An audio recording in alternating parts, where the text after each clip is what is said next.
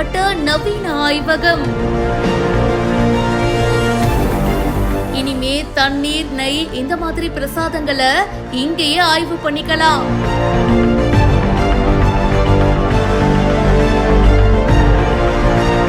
திறந்து வைத்த அறங்காவலர் குழு தலைவர் வைரலாகும் வீடியோ.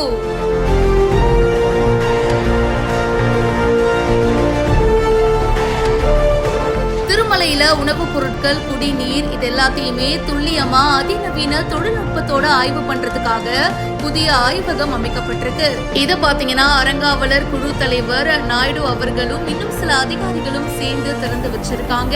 அன்னப்பிரசாதம் மற்றும் லட்டு பிரசாதத்துல பயன்படுத்தப்படும் மூலப்பொருட்களுடைய 99% தரம் இந்த ஆய்வகத்துல சோதிக்கப்படும் அப்படின்னு சொல்றாங்க.